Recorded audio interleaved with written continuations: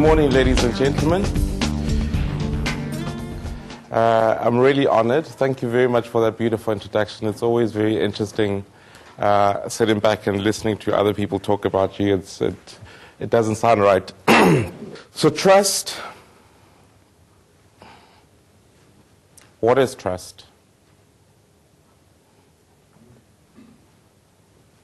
What are networks? It's very good questions. How do you leverage on? How do you build networks? How do you become part of networks? Those are things I think about every day as business leader. How do I come across in the professional space? How do I build trust with each of the stakeholders in our business? In essence, you're correct.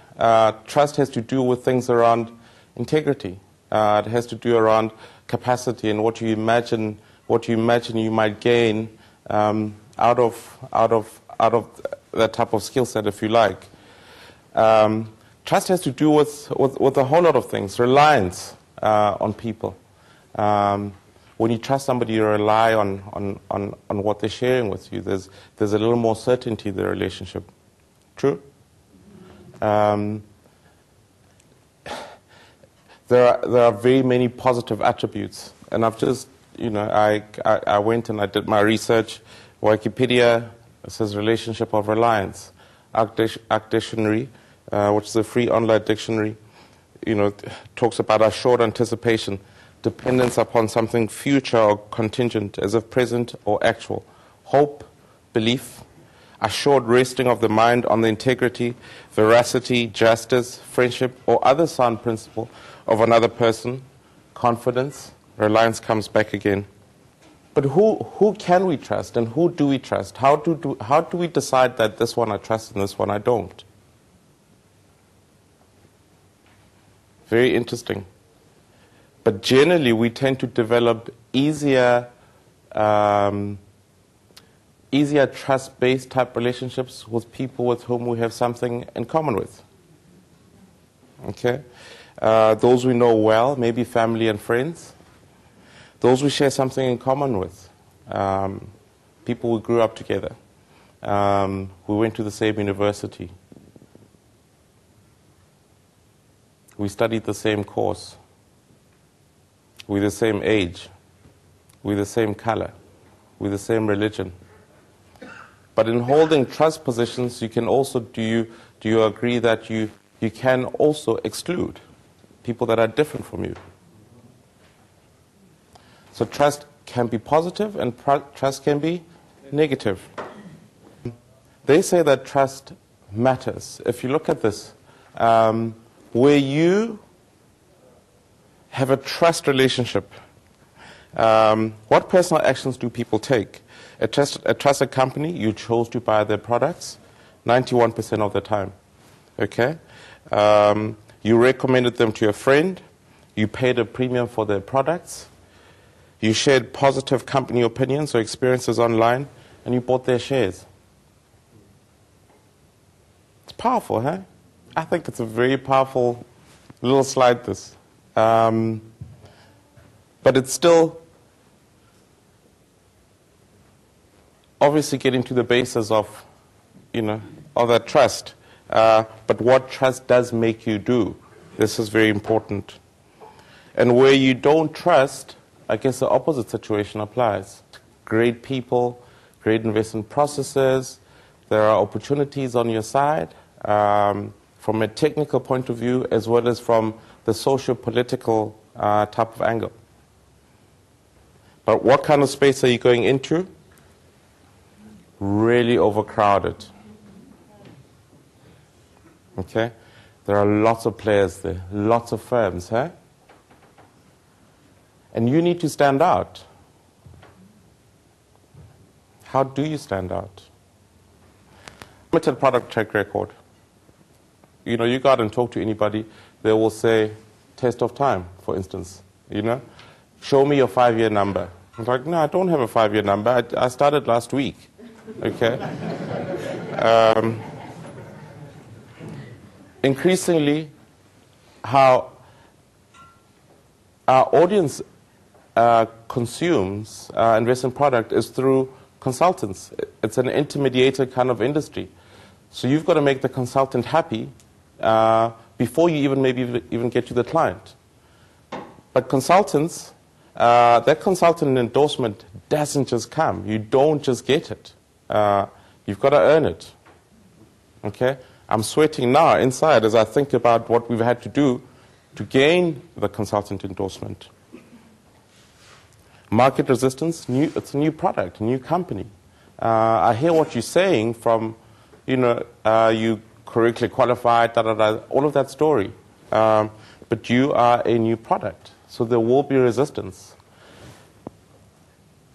And in a space like that, where people have entrenched themselves and they've built certain reputations of excellence in that space, you're really coming up not just against a consultant, but you're coming up against your peers, your competitors. You need to be beating what they're doing in order to gain acceptance. Financial resources. Damn. Big challenge. Had to put in own capital. And own capital runs out. And then I needed to raise additional capital. And then I went to the banking sector. And the first people I went to see is my bank. And they came. It's incredible. And the question was, for you to be running an asset management business, does anybody here have a post-matric qualification? I couldn't believe it. This is an institution I have a relationship with for very many years. But I couldn't access the capital. I went to all 4 banks and number 5. It just, having been part of the establishment, having worked for large firms, where you had a lot of credibility and reputation seemed to be intact, wait till you go off on your own. I then don't have that relationship. I don't have that one. I don't have that one. I don't have that one. Interesting. It just, now suddenly, damn, if I'd imagined I was just a South African, now I'm just a black person. It's so difficult being an investment professional because white people don't trust a black investment professional. What do you know about money management? And then you walk across to your black brother and say, what? I must give you my money. But how have we developed trust? How are we developing trust? I'll share with you two interesting incidents. But building brand awareness, very important. The more people are aware of what you're doing or of your presence, the more they're likely to give you a hearing. It doesn't necessarily mean a business opportunity, but we will give you a hearing. Living your values. It's amazing how many organizations have, they put up great placards in their offices and they have this about what their values are. But when you look at it operationally, do organizations live their value statements? What about reputation? Does reputation count? It does count. And I'll use an example here. Unfortunately, we need to be generating a lot of research. This is my challenge to USB, domestic research. This is out of America. These are fund management organizations that have largely a retail focus in America. That gives you the actual return performance and perceived performance and what they did from an inflow point of view. The Jonas Group perceived performance is that they're number 1. The actual performance, true. In 1999, they were number 1. So what sales did they generate? 36 billion. Fidelity, perceived performance, number 2. Actual performance, 35. Sales, 14 billion. The Vanguard Group, perceived performance, number 3. Actually, they were number 37. Sales generated 14 billion. Perceived performance for BlackRock, that they're low 48. Actually, they're number 8. But look at the sales. It's all about perception. How important is each of these factors to the overall reputation of a company?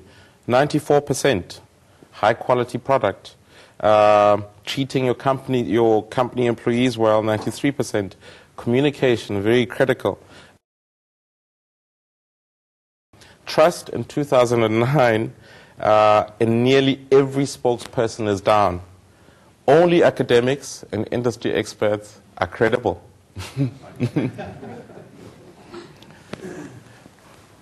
Interesting one there. Look at that. You trust academics a lot more, and financial whatever. Person like you, but look at this. CEO of a company.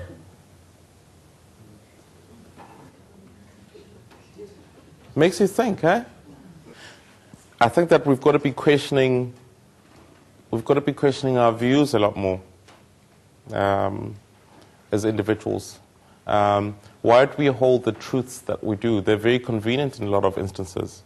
But I think that in moving from a position of trust and you're not allowing yourself to, you're not questioning, you're actually creating blockage in the system because you denying yourself of the full set of experiences, that sit on the other side that you're discounting in the way that you decide. And I think that ultimately organizations that manage their stakeholders effectively are the ones that will succeed. And effective stakeholder management is really tuning into each of those needs. And I guess an important part, which is what I'm getting to, is self-mastery. They talk about emotional intelligence. But emotional intelligence, it's something it's a big interest of mine. But it really talks to self-mastery and the ability to be empathic